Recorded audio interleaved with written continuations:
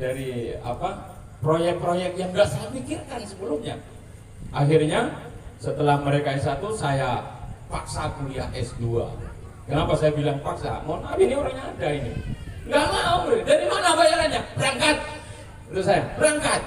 Alhamdulillah berangkat. Awalnya itu saya pikir mungkin nanti berangkat sekali dua kali nanti berhenti. Alhamdulillah setelah mulai kuliah itu nyaman gitu kan. Alhamdulillah lanjut sampai ijazahnya keluar. Kemudian alhamdulillah mereka menjadi dosen, serdos sekarang bisa mengantarkan Ustaz Zuri menjadi rektor, mengantarkan Ustaz Zuri sekarang menjadi rektor pasca sarjana, mengantarkan Ustaz Agus menjadi dekan.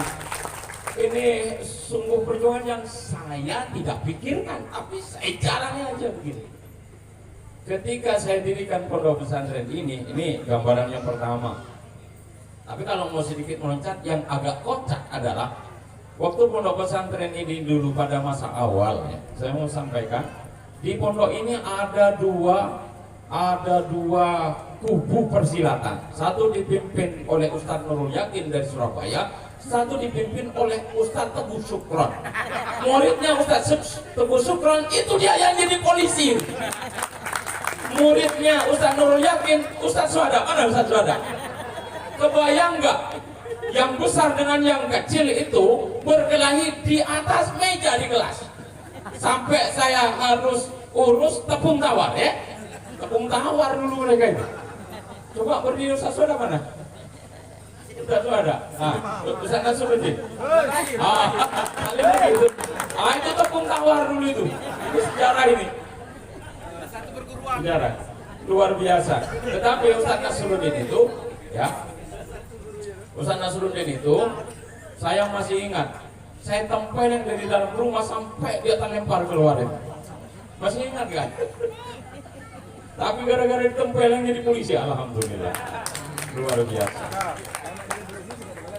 Karena keinginan-keinginan yang luar biasa dari seorang yang punya visi ke depan, maka banyak hal-hal yang saya lakukan yang enggak saya pikirkan. Saya kirimkan itu Ustadz Azhami, beliau itu dari Masrulillah, santri saya di Masrulillah, saya kirim ke Madura, saya antarkan ke Madura. Itu Ustadz Arisandi itu dari Masrulillah juga. Karena saya berpikir nanti mereka akan membesarkan Al-Azhar. Kemudian Ustadz Yusuf Haryanto, Yosef ya, saya antarkan ke Madura. Bayangkan, saya antar ke Madura, nggak punya duit berangkat. Karena apa ya, saya biasa nekat gitu. Saya biasanya kan nggak punya duit berangkat, ya pulangnya sampai ke Jogja. Tapi itu yang cerita happy ya, Happy Febriansa. Pulangnya saya nggak punya duit, akhirnya saya bilang, Happy, ada duit nggak? Untuk apa? Lah saya mau pulang nggak punya duit. Saya ngantar orang mondok ke Al-Amin, saya pulang nggak punya duit. Saya pinjam duit dia 50.000. Tuh, sampai ke Jogja. Sampai Jogja saya bayar bis sampai ke Linggau, duit saya nggak ada lagi. Tinggal ada beberapa rupiah, saya beli 3 botol aqua yang besar-besar untuk di bis. Ini pengalaman dan perjuangan yang luar biasa. Tapi saya lakoni, saya jalan. Demi apa? Demi cita-cita masa depan. Saya kebayang itu pesantren ini ke depan akan seperti apa. Di pikiran saya, oleh karenanya saya tiap hari tidak berhenti, terus bergerak. Orang kemana-mana saya terus bergerak untuk kepentingan ini. Maka kalau sampai di sini ada perguruan tinggi itu bukan tidak dengan perjuangan, karena kita terus bergerak. Kalau orang bilang di sini ada pasca sarjana, itu karena kita terus bukan diam. Kalau kemudian kita punya dana wisata religi Al-Azhar, karena kita juga bergerak. Ini orang pada bingung ketika saya mau buka ini. Ustaz Agus, dari mana duitnya? Nggak tahu, Allah yang turunkan duit. Tepuk tangan dulu. Nah, ini bagian dari perjuangan-perjuangan yang kita lakukan untuk bagaimana kita merealisasikan lembaga pendidikan ini menjadi besar. Nah, tapi yang terakhir sampaikan, lembaga pendidikan ini tidak akan besar kalau tidak didoakan oleh kita semuanya. karena saya tidak bisa berjalan sendiri. Orang-orang yang ada di samping kiri kanan saya ini adalah bagian dari proses sejarah pondok pesantren Al-Azhar ini yang dimulai dari Darul Islah tentunya. Dulu pesantren ini mungkin tidak berjalan kalau saya tidak ditemui oleh Ustadz Teguh Syukron. Mungkin tidak akan berjalan kalau tidak ada Ustadz Herwansyah. Mungkin tidak akan berjalan kalau nggak ada Ustadz Abdul Ghani. Jadi sekecil apapun perannya itu adalah bagian penting dari sejarah penapakan jenjang dari pondok pesantren ini. Ustadz Agus Salim dari tahun berapa? 99 ya? Ustadz Zuhri dari tahun 2000 ya? 2001. 2000 itu tahun milenial. Nah, yang tidak bisa saya lupakan dari sejarah juga, saking saya ingin pesantren ini besar, saya minta alumni pesantren Al-Ittifaqiyah 4 orang ya waktu itu Ustaz. Termasuk diantaranya Ustadz Ambillah, saya jemput ke Palembang naik kereta api.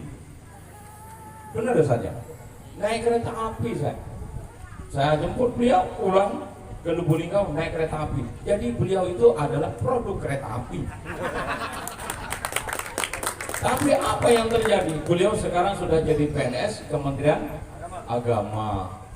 Hebat kaligrafinya, ceramah di mana-mana, luar biasa. Luar biasa. Jadi yang berada di pondok pesantren Al-Azhar ini semuanya berproses.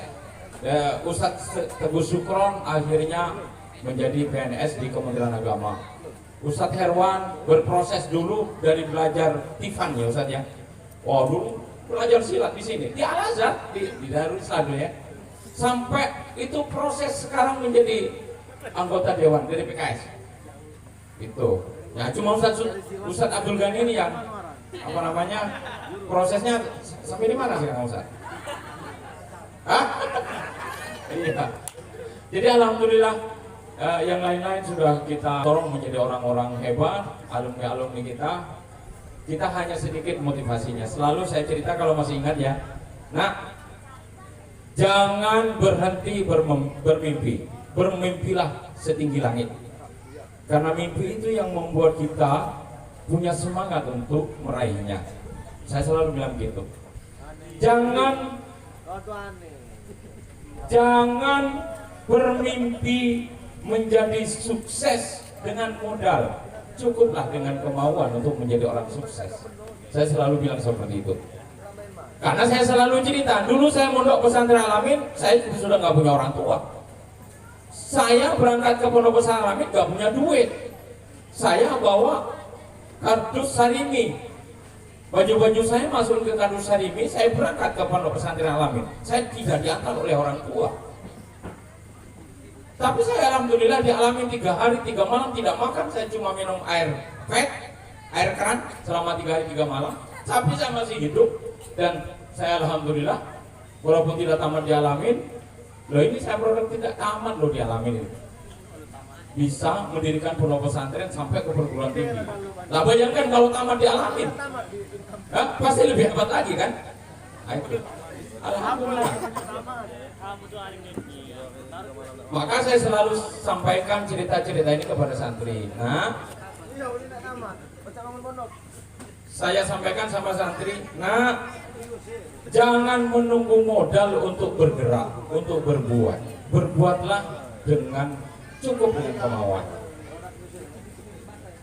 Alhamdulillah, banyak sekali alumni kita yang dia tidak menunggu duit untuk melakukan sesuatu. Ustadz Aidil Fitri Syah Musa, Pak Kiai, tolong saya mau ke Mesir. Siap kata saya, tapi kamu ngabdi dulu di Al-Azhar 2.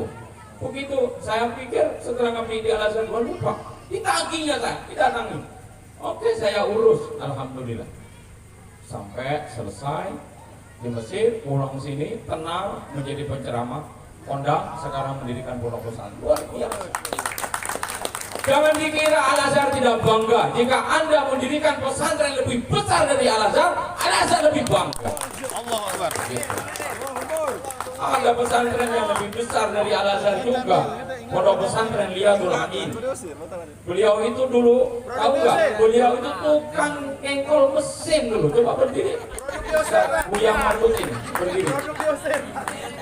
Gara-gara ngengkol mesin inilah akhirnya beliau bisa mendirikan Pondok Pesantren Riyadul Amin dan lebih besar, santrinya lebih banyak daripada Al-Azhar. Luar biasa. Tepuk tangan beliau.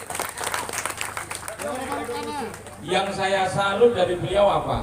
Ketika saya bilang, Mardutin, saya mau ke Jambi, saya mau nginep di sana. Apa yang terjadi?